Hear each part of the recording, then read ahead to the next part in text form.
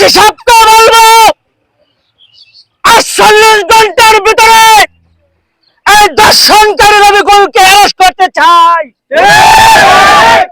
ময়মনসিংহের হালুয়াঘাটে প্রতিবন্ধী কিশোরীকে ধর্ষণের অভিযোগে মামলা করার পরও অভিযুক্তকে গ্রেফতার না করার প্রতিবাদে মানববন্ধন ও বিক্ষোভ কর্মসূচি পালন করেছে এলাকাবাসী। বুধবার ১৯ আগস্ট বিকেলে উপজেলার বিলডোরা ইউনিয়ন এলাকায় এ কর্মসূচি পালিত হয়।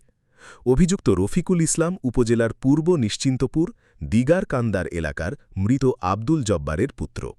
এলাকাবাসী জানায়, গত ১৩ আগস্ট দুপুরে বাড়িতে কেউ না থাকার সুযোগে রফিকুল ইসলাম ১৭ বছর বয়সী ওই প্রতিবন্ধী তরুণীকে জোরপূর্বক ধর্ষণ করেন। এই ঘটনায় গত ১৫ আগস্ট হালুয়াঘাট থানায় লিখিত অভিযোগ দেওয়া হয়েছে। এই ঘটনার পর অভিযুক্ত রফিকুল ইসলাম বিভিন্নভাবে ওই পরিবারকে মামলা তুলে নিতে হুমকি দিচ্ছেন।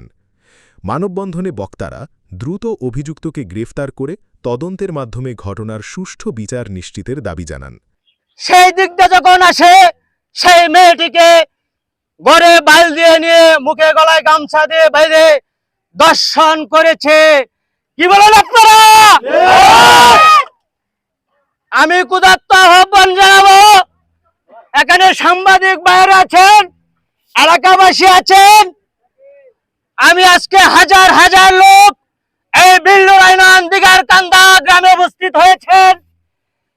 কিছুদিন আগে আওয়ামী লীগ আমলে এই দর্শনকারী তার মামিকে দর্শন করেছে, উনি দুবাই চলে গিয়েছেন।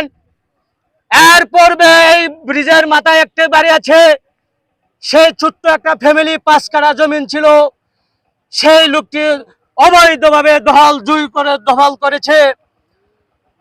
এরপরে তারে যে লালন পালন করেছে, এই দেশে রেখেছে মামুরা, তারে আটকে রেখে তার উপর অনেক নির্যাতন করে হাজার হাজার টাকা আত্মসাৎ করেছে।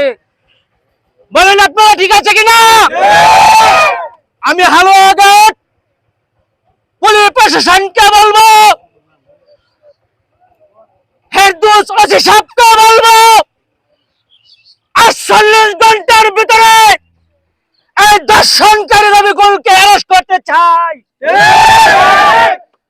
আমাদের বিলডোরা ইউনিয়ন পূর্ব নিশ্চিন্তপুর গ্রাম, এই দিগারকান্দা গ্রামে এক পঙ্গু মেয়ে, সে প্রতিবন্ধী, তাকে দর্শন করছে তার নিজ বাড়িতে। তার নাম বীর মুক্তিযোদ্ধার ছেলে রবিকুল ইসলাম।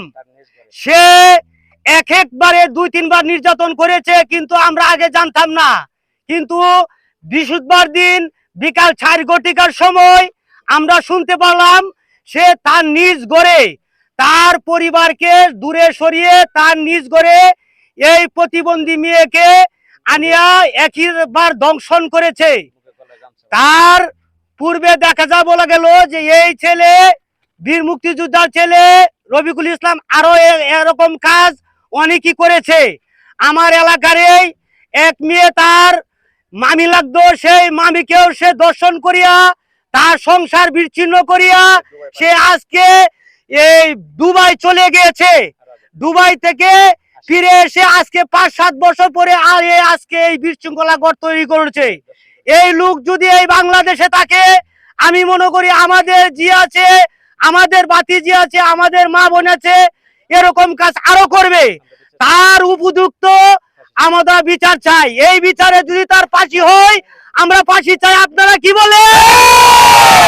আপনারা জানেন এই এলাকার এক বাক প্রতিবন্ধী মেয়েকে রফিকুল ইসলাম নামে এক লোক ওই মেয়েকে দর্শন করেছে। আমরা চাই এই দর্শনকারীর যেন ফাঁসি হোক, তাই না ভাই?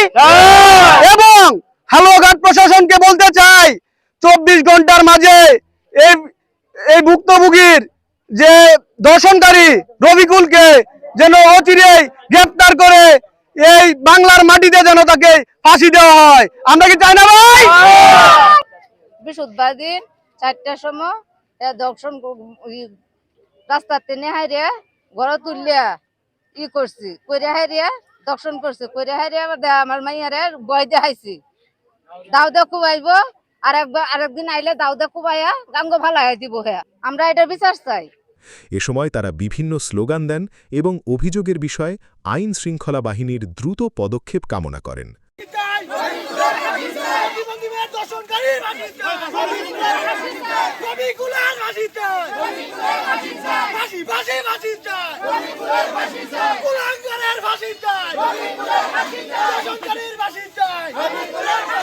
হালুয়াঘাট থানার ওসি ফেরদৌস আলম বলেন, আমরা আসামিকে ধরতে সর্বোচ্চ চেষ্টা করছি।